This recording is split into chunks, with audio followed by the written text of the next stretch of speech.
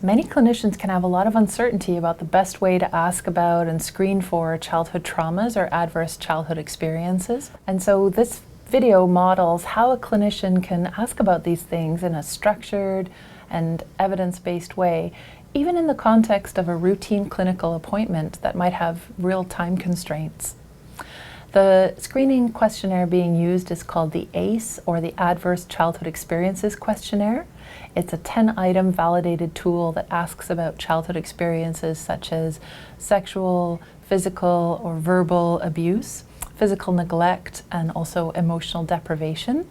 It also asks if a child has had an experience of loss of a parent, either due to incarceration or divorce. It inquires about a parent having a major mental illness or a substance use disorder, and also about whether there's been any domestic violence in the home. And for each item that a child or a parent endorses, the child gets 1 point, and the total of those points is called their ACE score. So the reason to screen for these ACEs is that we now have a large body of literature which really links these adverse childhood events with a whole host of long-term serious physical and mental health outcomes. We know that these adverse childhood experiences are not only significant for health, but that they're prevalent. A recent study showed that 75% of adult respondents in a population sample endorsed an ACE score of at least 1.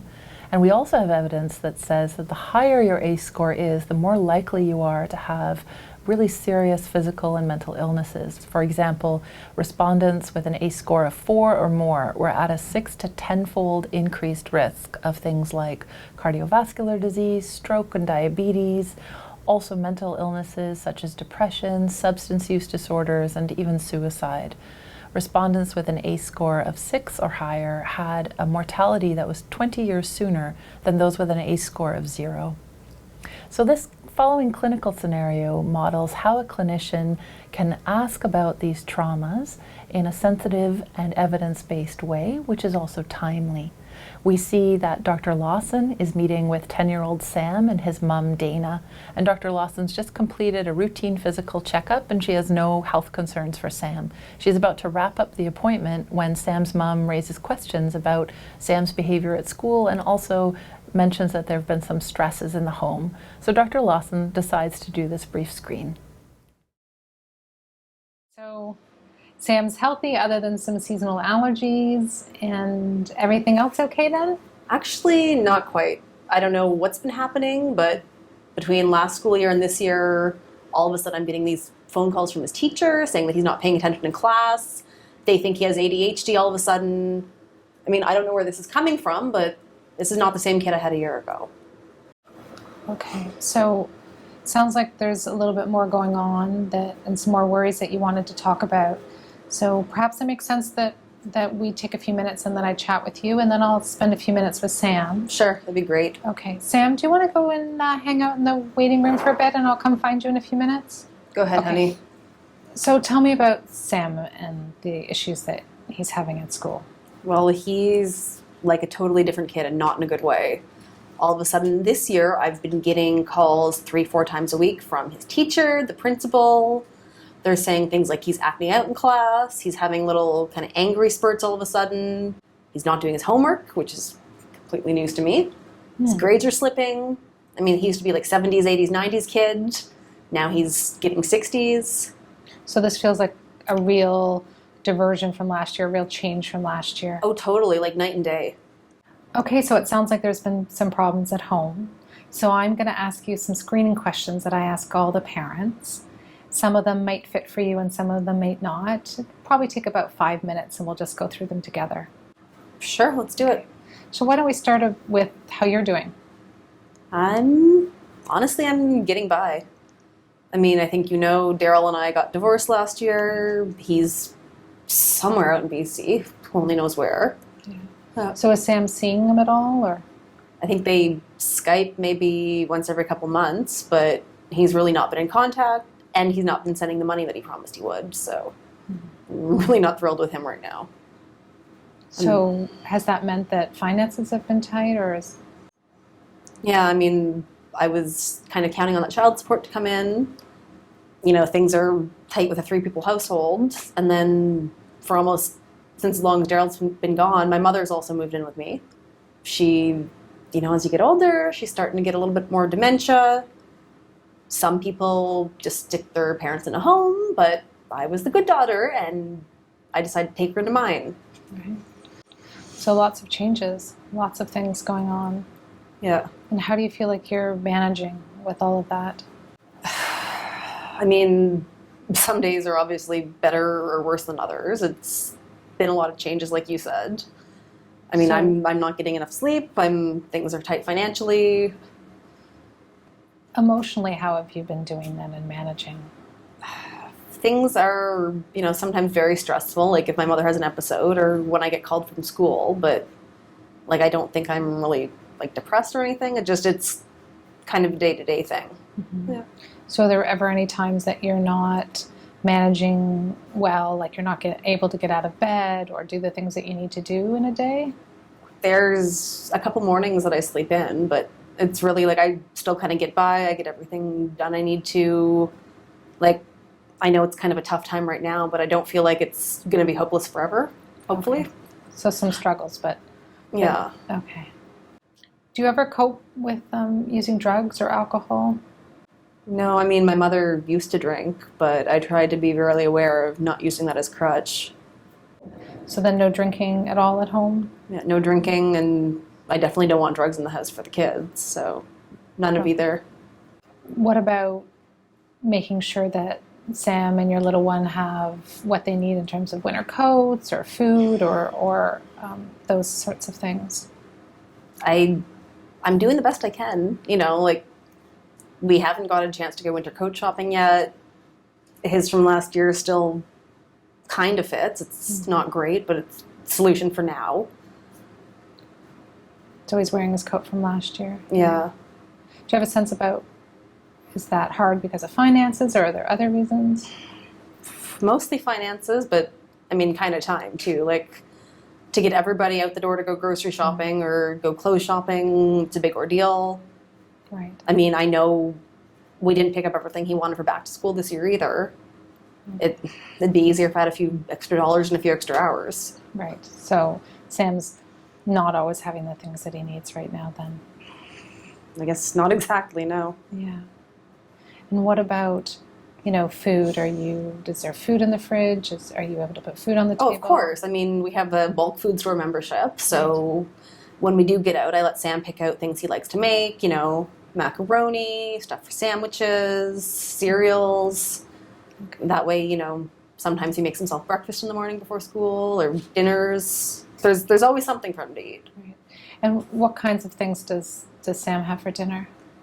Like I said, like he'll do macaroni. Sometimes it's not great, but he'll do like the fruit by the foot or, sometimes some snack food, sometimes more comprehensive meals, I guess. So when you say he does it, is he cooking or are you cooking or both? I guess kind of a mix of both, to be honest. Like, I can usually get dinner together a couple nights a week, or if we have more money coming in, sometimes we'll order a pizza. But I just don't have time to cook. So with all the stress in the house, has there been any times that people have kind of gotten really upset with Sam or yelled at him or said mean or hurtful things to him?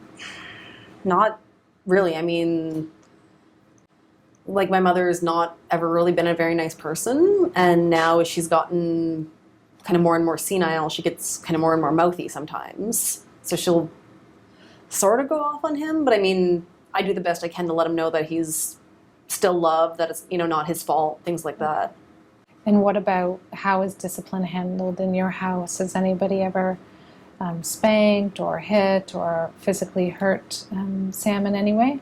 No, never. I mean, I used to give him timeouts when he was younger, but I know it sounds awful, but I don't actually have time to discipline them now. Okay. And what about sexual abuse? Has anyone touched Sam in a sexual way or in an inappropriate way? Excuse me? Yeah, that's a hard question to hear for lots of people, but I ask everybody that question. So No, never. Yeah.